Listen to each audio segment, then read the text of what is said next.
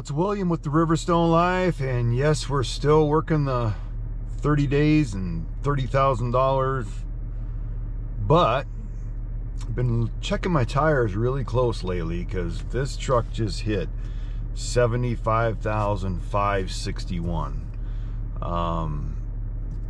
I think these tires will go to 80,000, but there's a couple of them that's pretty thin, and I think if I got pulled over by DOT, I'd probably get cited just because those two tires are definitely below the specs. So I think that we're going to look for some new tires. Now, I've narrowed it down to a set of Bridgestones that I like and a set of Firestones, and then the Michelins that I'm running on here right now. But I've called around, and trying to find 6 of these that people actually have in stock that I can get put on right away is ridiculous. They don't have them. The funny thing is, I was just going to go put the Michelins back right on here that's on this vehicle, and of course they don't have them. They're in Colorado. That's where we're going after this whole thing was done, and my intentions were to get them in Colorado, but I'm not sure that I want to push them any farther than that. So that's what this video is about. This video is about, everybody says that I only show you the good things and not the bad things. The bad things is you got a lot of expenses. I know that we're over the 20,000 mark in the 25 days that we've been doing this now. We've made 12 or 13,000 in profit, but I'm going to spend 3,000 on this truck. This truck needs its transmission service. It needs the differentials and the transfer case. All those fluids need to be done. I'm going to do all of them. I'm going to put the tires on. So I'm going to spend 2,000 on tires, 1,000 for that service.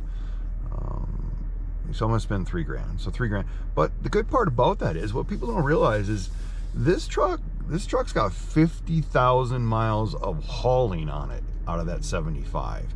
And even if I wasn't doing the RV transport right now, in another 3 months, just from me and Robin's life and taking the Riverstone around and all the things that we do and all the traveling that we do, this stuff would all still need to be done. So the best part about it is I was able to go out here and make some money, enjoy some time.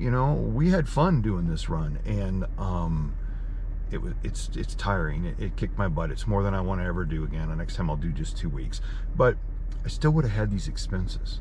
And thanks to RV Transport, I'm able to get this stuff on the truck done by the money that I made from them. So when people keep saying, yes, you got expenses, you got issues, you got problems in life no matter what you're doing. But at the end of the day, if you've got enough money to pay for everything that you need and everything is taken care of, I think that's a pretty good life, because there's a lot of people that don't have that. I would rather be able to do this and be able to fix all my stuff when it needs it and not worry about it than, oh, let's just stay home. I'm not going to do that because I'm not making enough money. I think I need to be paid more. We all need to be paid more. But if you start looking at life that way, you're never going to get your ass off the seat and go do something. I mean, sometimes you just got to go and do it. You made a little less than you wanted to, but you still made money, and you're still able to live the life you want to live. So that's what I want you to get from this channel is, we have bad days too. We just don't throw it all on YouTube and try to get you guys suckered in on the bad stuff, because this channel's about being positive and about making life better for you and the people around you, and learning from my lessons, and I learn from other people's lessons, and I learn from all the people that comment and talk to me, and the people I've met through the RV transport and the people that I've met through RV life have been awesome. So I love all the connections that this YouTube channel and this lifestyle has gave us. So we do have some expenses in this. You're gonna have expenses everything you do. We're running a new truck. This truck's got an extended warranty, so a lot of times I take it in before I would normally take it in, just because I'm gonna milk that extended warranty, because I usually don't buy those things. But when we got this truck and we started pulling that 20,000 pound Riverstone and we were getting into something totally new, I wanted to have that extended warranty to help us. So it's there. Tires, everybody says you're gonna get 100,000 miles on these tires. I'm gonna walk out and we'll show you the tires, and we'll walk around the truck. We're gonna talk about fuel mileage. We're gonna talk about some stuff that I've heard from other people. We're gonna talk about the difference in fuel mileage on tires and air pressure, and I'm one of them guys that's checking my air pressure every day. I've played with it a bunch of times, and I'll show that, and I've watched my fuel mileage go up, but I've also, since these tires have got this 75,000 miles on them, I have been losing 2 or 3 miles per gallon. I went and did the oil changes, I did all that stuff. I haven't serviced a transmission on this because every time I want to get it serviced, they don't have time to do it. You know, they want you to do this stuff and keep up on it, but none of these dealers can get anything in and get it done, and they're so far behind on everything. And then when they do it, you're concerned that maybe they didn't do a good job and you're going to leave out of there with another problem. So that's another issue that I keep dealing with this stuff. But I can tell you that if I push these tires to that 80,000 or 85,000, try to get everything out of them, and I probably would do that if I wasn't doing this stuff where we're being controlled by Dot. So let's take a look at the rest of this truck and we'll talk more about it. We'll be right back. Alrighty, and we're back. We're underneath this thing. Let's take a look at these tires once. I got my trusty tire gauge here. This is one of the better tires. I mean, you can, let's just see what we got here. I mean, you can see that it's not in the yellow on this one.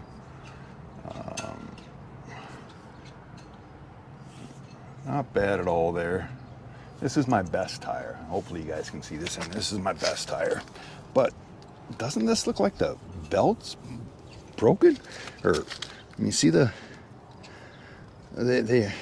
is the better one out of these tires. So, I mean, you know, I would think that that tire could go 10,000 miles more, but when you get back here,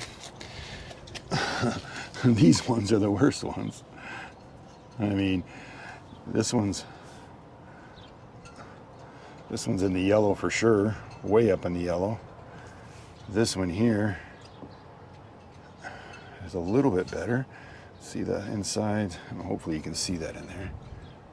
It's a little bit better right there. I mean, that's what I got. I mean, this one, it feels really thin. It feels really thin. You know, hopefully you can get the idea. I mean, this one I don't really see any, well, maybe right there. Kind of feels like it's got, let's take a look over at this one. Now this one, I was looking at it earlier. This one's actually got a nail in it too. I found a nail in it. But this one is,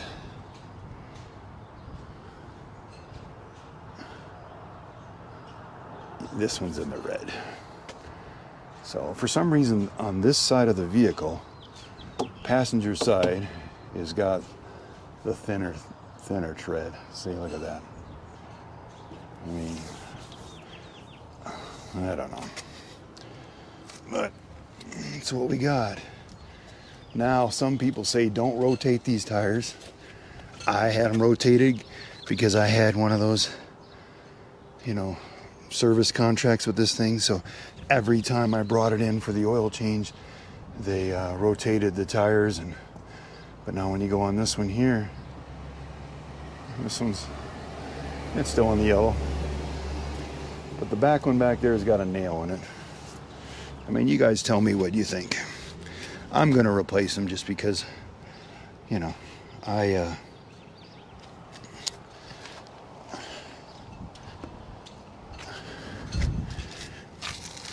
don't want to get pulled over, and I don't want to get my safety miles. I'm just like 500 miles short of my 25,000 safety miles, so I can start dispatching my own loads out of Indiana. So be my luck, I get pulled over, and those two on that side is what he'd write me up for. But this truck's got just shy of 76,000 miles on it right now. So that's where we're at.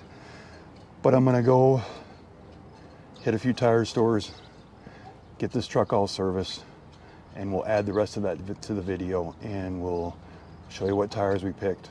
And then we'll have this as a record. And over the next 6 months, we'll see how these tires that I purchase actually work, because I'm not sure which ones I'm going to get. I haven't found any Michelins. They've got 4 of them, don't have the other 2. The holidays coming up, 4th of July, it's going to be hard to get them where I want to get them, so we'll see. But we'll pick out some tires and get on here and get some new stuff, and we'll add some more to this video, so we'll be back. Well, this is not good. This day just gets better and better and better. We got everything serviced. We got the transmission serviced. We got the differentials and the transfer case and the oil changed and fuel filter. Everything is done on the truck. It took them 5 hours to get it done. And I have a tire appointment. And then as soon as I pulled out of the parking lot of the place, the truck didn't shift right and the check engine light came on and power was reduced.